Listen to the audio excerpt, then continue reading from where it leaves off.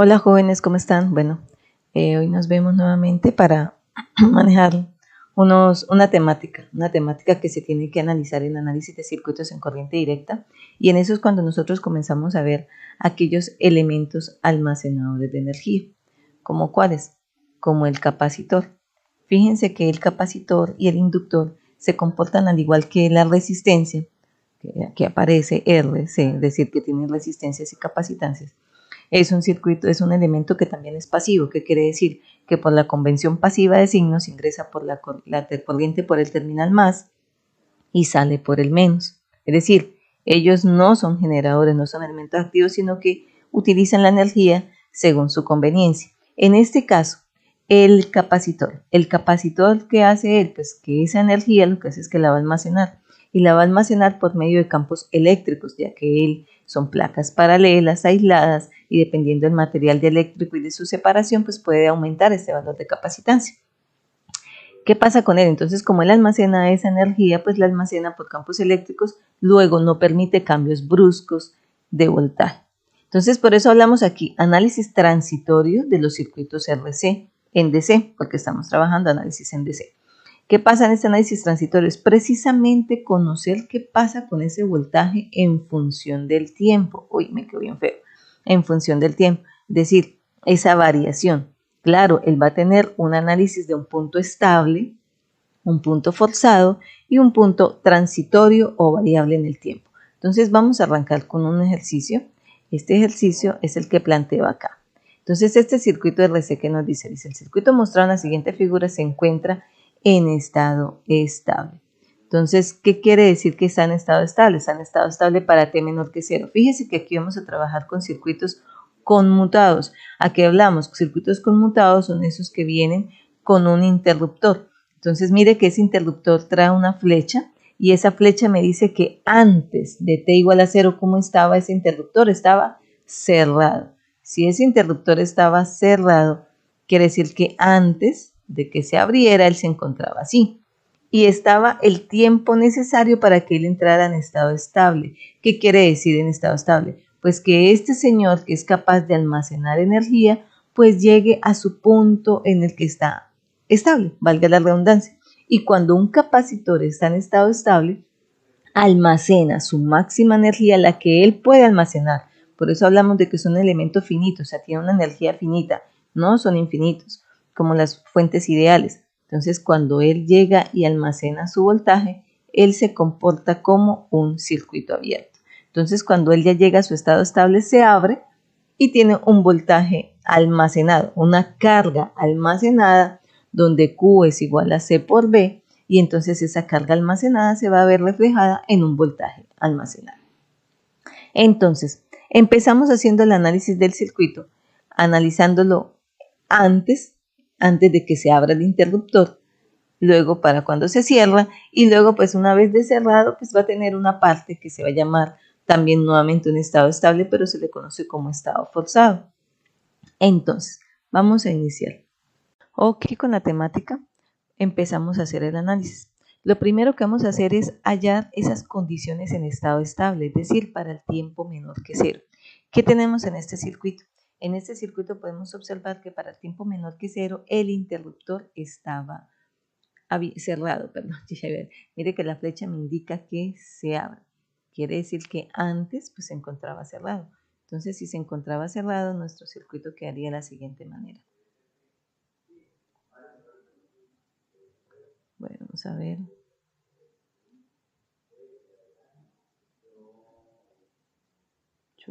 Se cierra. Entonces, al cerrarse, tenemos esto. Más menos 2 voltios. Y aquí el capacitor. ¿Qué nos dice también en el enunciado? Que él llega a un estado estable.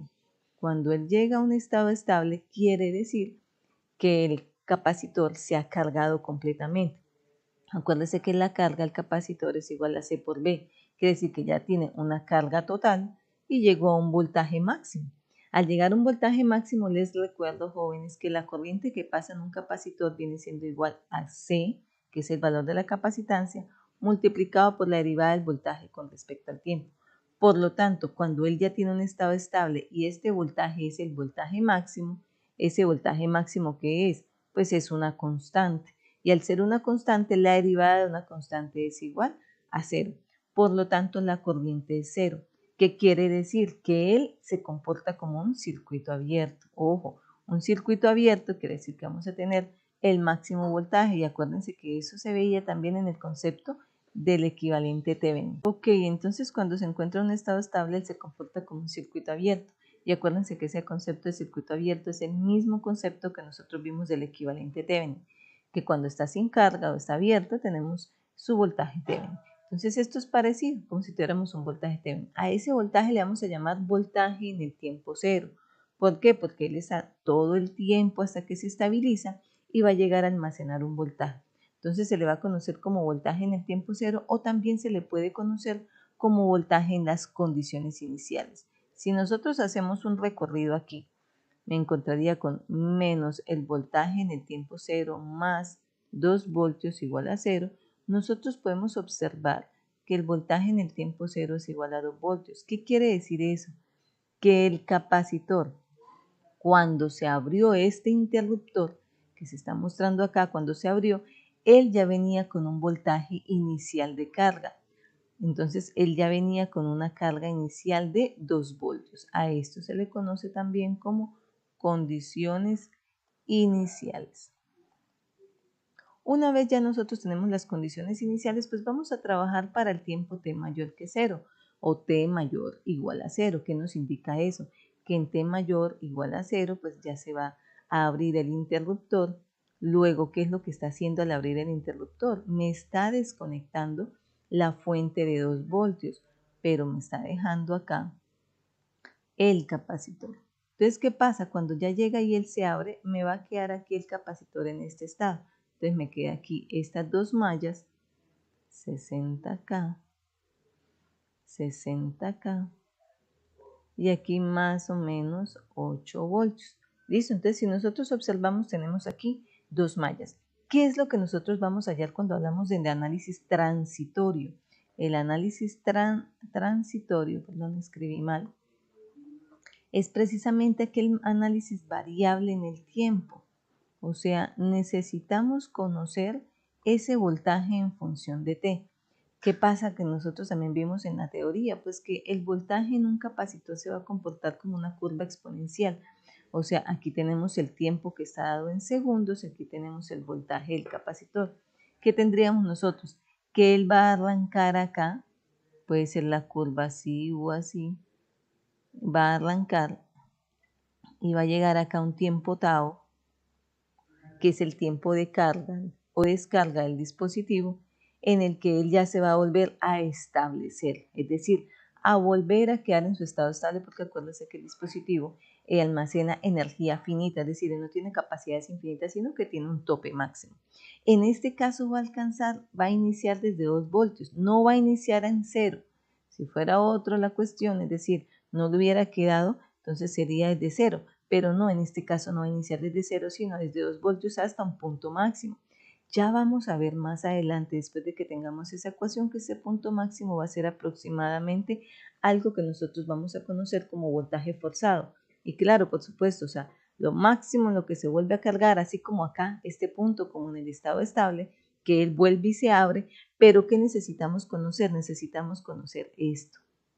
Necesitamos conocer qué pasa desde que inicia el voltaje hasta que llega a su culmen, a su máximo voltaje nuevamente. Entonces a eso es a lo que le llamamos la condición o el estado transitorio.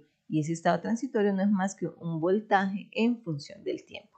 Entonces observemos, jóvenes, observando acá, nosotros tenemos, te acomodo aquí la pantalla para poder escribir.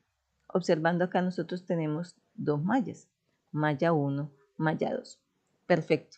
Entonces al tener malla 1, malla 2, vamos a darle polaridad. Aquí en la del medio nos quedaría para la malla 1, 2 puntos, me quedaría menos 8 más 60K por I1 más 60K que multiplica a I1 menos I2. ¿Qué podemos observar de esta I2? Entonces llamemos acá malla 1, corriente de malla 2. Esta malla 2, la corriente de la malla 2 es la misma corriente del capacitor. Ya luego vamos a mirar porque es súper importante tener eso claro. Si reorganizamos nuestras variables, aquí nos va a quedar 120K y 1 menos 60K y 2 es igual a 8. Aquí me interesa, saben que bueno, podemos sacar dos ecuaciones con dos incógnitas, pero me interesa acá en este caso voy a despejar I1. ¿Por qué me interesa despejar I1? Porque yo quiero que todo, yo necesito hallar este voltaje. Si necesito hallar este voltaje, pues necesito que todo me quede en función de I2, que es la corriente del capacitor, que viene siendo I2. Entonces I1 vendría siendo igual a ¿qué? A 8 más 60K I2 sobre 120K. Bueno, entonces lo dejamos hasta acá. Perdón, que me están quedando como feitos los números. Siguiente, entonces vámonos para la malla 2. Ay, Dios. Entonces, en la malla 2, ¿qué podemos observar? Malla 2. Tendríamos, arriba tenemos una resistencia de 30K. Entonces sería menos 60K que multiplica a I1 menos I2, cierro, más 30K I2 más BT en función de 0, que era algo que yo explicaba y siempre aclaraba en el aula de clase, que escribo BT para decir voltaje del capacitor en función del tiempo. ¿Por qué no lo expresamos la fórmula que él tiene? Porque resulta que si nosotros nos regresamos acá, el voltaje del capacitor, ¿dónde lo sacamos? De esta ecuación. Y al sacarla de esta ecuación y yo la despejo variables y me toca hacer integral a ambos lados. Entonces, al reemplazar la ecuación aquí, me va a quedar una integral. No quiere decir que no se pueda resolver. Sí, claro, perfecto, eso se puede hacer. Pero siento que habría que hacer otro paso más adicional. Es decir, para eliminar la integral habría que derivar a ambos lados de la ecuación. Entonces, no me gusta expresarla, o bueno, de esa manera les he dicho a mis estudiantes para que les sea más fácil y no le den tantas vueltas al circuito y puedan llegar a una respuesta mucho más rápida.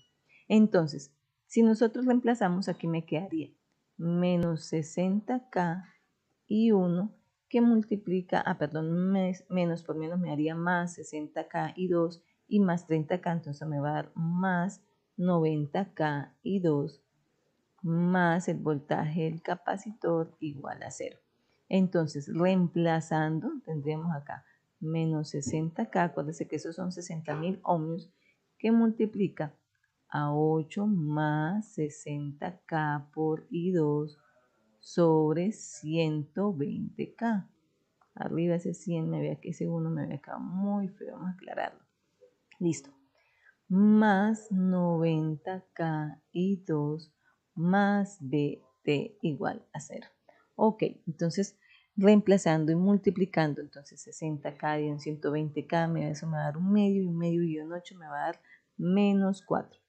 Menos por más da menos, estoy comiendo acá un signo, menos del 60 por más de 60 me va a dar menos, y eso me daría a mí 360, 3600K, ¿sí? Y eso dividido en 120 me va a dar 30K y 2 más 90K y 2 más voltaje en el capacitor igual a 0. Entonces, pues haciendo esa operación me quedarían 60K y 2 más voltaje del capacitor igual a 4. Pero recuerden que corriente I2 es igual a corriente del capacitor, y corriente del capacitor es el valor de la capacitancia por la derivada del voltaje con respecto al tiempo.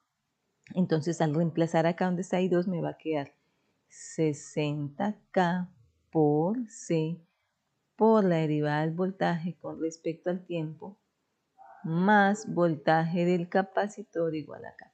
Entonces, ¿qué tenemos aquí? Que aquí me está quedando 60K por C, donde C es igual a, vamos a regresarnos acá, a 2 microfaradios. 2 microfaradios, que es lo mismo que tener 2 por 10 a la menos 6 faradios. Entonces, ese R, que viene siendo 60.000 ohmios por C, esto me está dando 3/25, o en decimales 0,12, como ustedes lo quieran trabajar.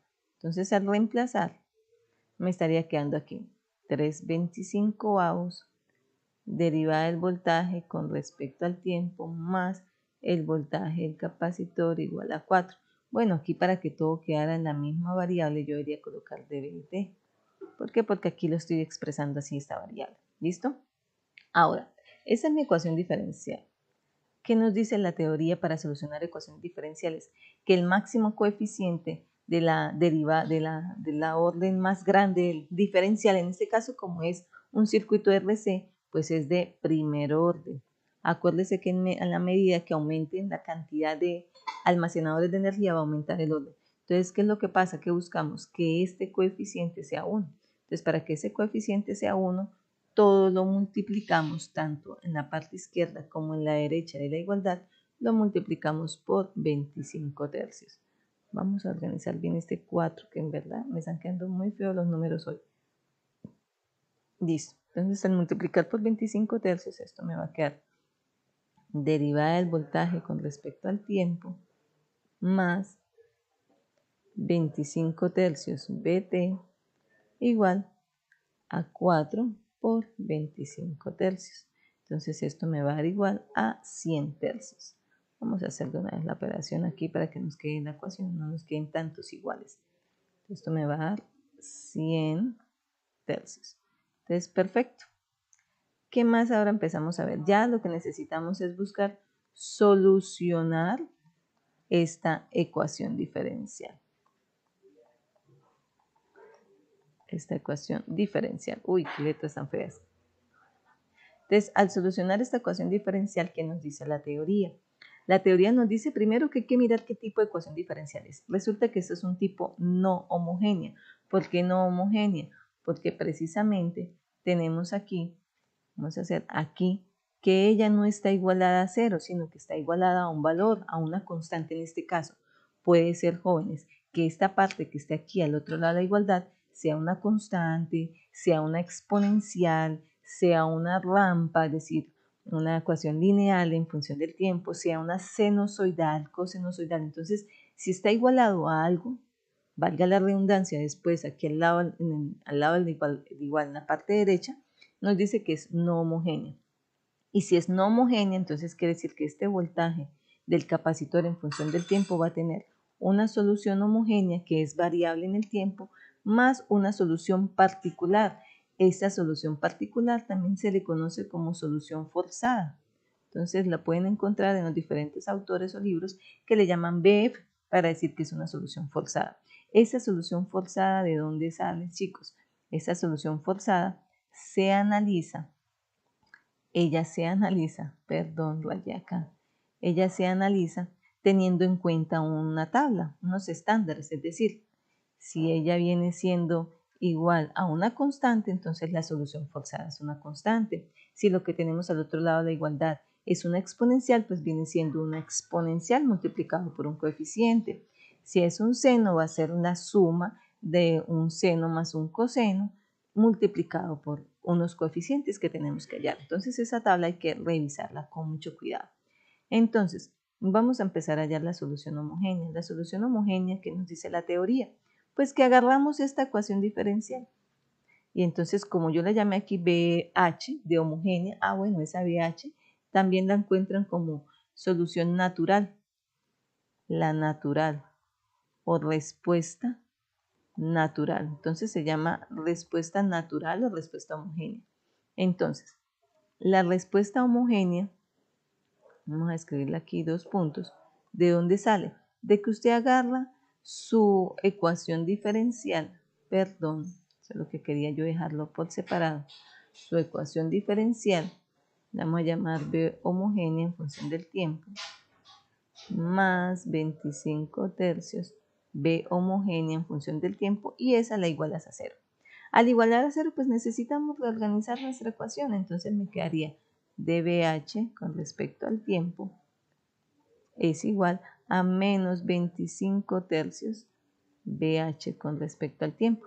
Entonces hacemos separación de variables, me va a quedar dBH dividido en BH con respecto al tiempo es igual a menos 25 tercios por dt. Entonces, ¿qué más nos dice acá la teoría?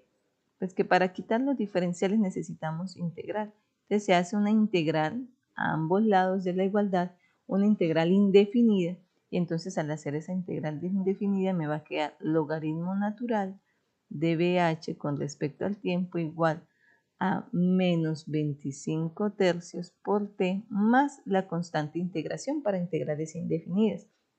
¿Qué más nos dice la teoría?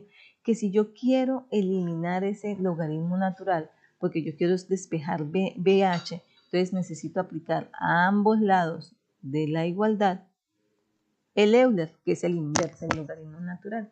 Entonces, al aplicar el Euler, eso me va a quedar BH con respecto al tiempo o voltaje homogéneo sería igual a Euler a la menos 25 tercios T por Euler a la C, porque es porque acuérdense que esto me quedaría Euler elevado y aquí están más, entonces al quedar Euler a la A más B, si esto sería Euler a la A más B, la teoría nos dice que es lo mismo que tener Euler a la A por Euler a la B.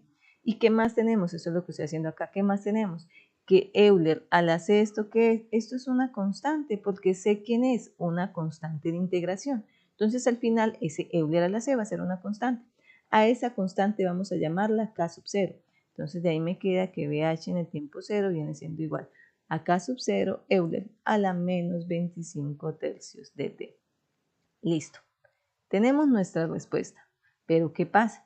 Nos falta hallar esta constante. Esa constante la vamos a hallar con esas condiciones iniciales que hallamos al principio, es decir, el voltaje en el tiempo 0 del capacitor, pero todavía no.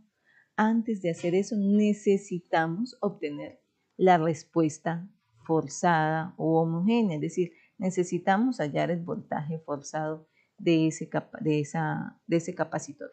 ¿Qué nos dice acá? Yo les decía que él depende de una tabla. ¿Qué nos dice la tabla? Que si el voltaje forzado es igual a una constante, es decir, la señal de excitación que nos quedó a nosotros aquí nos dice que esto es una constante, miren lo que quedó al otro lado de la igualdad, pues el voltaje forzado va a ser una constante. Y si el voltaje forzado es una constante y usted le saca la derivada del voltaje forzado, que es igual a la derivada de una constante, pues es igual a 0. Entonces, ¿qué hacemos? Donde está del voltaje del capacitor vamos a colocar derivada del voltaje forzado, porque es que estamos hallando la respuesta forzada. Más 25 tercios de ¿qué? Aquí donde está BT ahora es B forzado, porque estamos hallando la respuesta forzada. Igual a 100 tercios. Entonces, reemplazamos derivada del voltaje forzado, ¿eso qué es igual? 0 más 25 tercios BF igual a 100 tercios. Pues despejando aquí me va a quedar que 100 tercios por 3 sobre 25. Se cancela y 100 dividido en 25. Eso me va a dar 4. Entonces el voltaje forzado es 4. Perfecto. Entonces, ¿qué tenemos? Tenemos que el voltaje en el capacitor viene siendo igual a el voltaje homogéneo más el forzado. El homogéneo acabamos de hallarlo, es K sub 0 E a la menos 25 tercios T más 4. ¿Listo? Entonces ya tenemos esto, pero ¿qué nos falta hallar? Lo encierro acá, nos falta hallar K sub 0. Para eso vamos a utilizar las condiciones iniciales. ¿Qué nos dice las condiciones iniciales? Que el voltaje en el capacitor en el tiempo 0 es igual a 2 voltios. Entonces, aquí reemplazamos voltaje en el tiempo 0, porque tenemos aquí eso, que voltaje en el tiempo es igual a todo esto. Voltaje en el tiempo 0, entonces voltaje en el tiempo 0 es igual a 2. Esto es igual a ¿qué? A K sub 0 por E a la 0, porque el tiempo vale 0, más 4. E a la 0, ¿cuánto vale? Vale 1. Por lo tanto, K sub 0 es igual a 2 menos 4. K sub 0 es igual a menos 2. Y teniendo esto, ahora sí, definitivamente tenemos nuestra respuesta final. La respuesta final, es decir, el voltaje transitorio variable en el tiempo, el capacitor, viene siendo igual a menos 2 E a la menos 25 tercios T más 4. Listo. Esta es nuestra respuesta final. ¿Listo? Chicos, si nosotros ya hemos visto lo de la parte de ecuaciones diferenciales, se dan cuenta que esta parte para hallar la respuesta homogénea más la respuesta forzada o particular siempre es el mismo procedimiento. Por lo tanto, si yo llego aquí, perfectamente de aquí puedo irme a esta respuesta, aquí. O sea, puedo saltar, obviarme la separación de variables, bueno, eso depende de cómo le vayan a evaluar a ustedes su procedimiento, pero después ya saltar porque eso ya es una norma. Siempre la respuesta natural va a ser una constante por Euler a la menos t sobre tau. Ahora vamos a ver a qué se le llama eso. Entonces, claro, hay una fórmula, aquí en el circuito equivalente, vamos a ver, aquí viene una fórmula, vamos a escribirla con otro color para cerrar este enunciado. Vamos a colocarla en verde. El voltaje en el tiempo t sería igual a K sub 0 por Euler a la menos t sobre tau. Ups, me quedó mal, me quedó así, tau. Más la respuesta forzada o el voltaje forzado. Entonces ya luego vamos a ver a qué se le llama tau. Pero lo voy a escribir de una vez acá para que cerremos esta parte del ejercicio. Tau en un circuito RC, es decir, un circuito donde tiene un capacitor, ese tau que es el tiempo de carga y de descarga del circuito es igual a R por C. Fíjense que eso fue lo que hallamos hace ratico. ¿Y quién es R? Pues es una resistencia vista o resistencia equivalente vista desde los terminales del capacitor. Entonces hoy lo hicimos o acabamos de hacer este ejercicio así, haciendo su análisis de mallas con la teoría que nosotros ya vimos en teoría de circuitos, reemplazamos, pero es que hoy nos salió también muy sencillo, no siempre vamos a tener ecuaciones lineales que nos permiten despejar una variable en función de la otra, como pasó acá. Acuérdense que ya en un circuito RC pues ya vienen derivadas, entonces en ocasiones no nos permite despejar de forma sencilla y nos toca utilizar un operador, el operador S o lambda, que sería la derivada con respecto al tiempo. Eso lo veremos más adelante. Y pues bueno chicos, voy a luego explicar cómo se puede hacer este ejercicio utilizando el equivalente Thevenin o el teorema de Thevenin. Y aquí ustedes van a ver la súper importancia de esta temática. ¿Listo? Entonces chicos, pues los dejo hasta aquí en este video. Muchísimas gracias y pues nuevamente les recomiendo síguenos en el canal. Si les gustó, si fue de mucha ayuda este video, les agradezco sus comentarios y un like. Feliz día.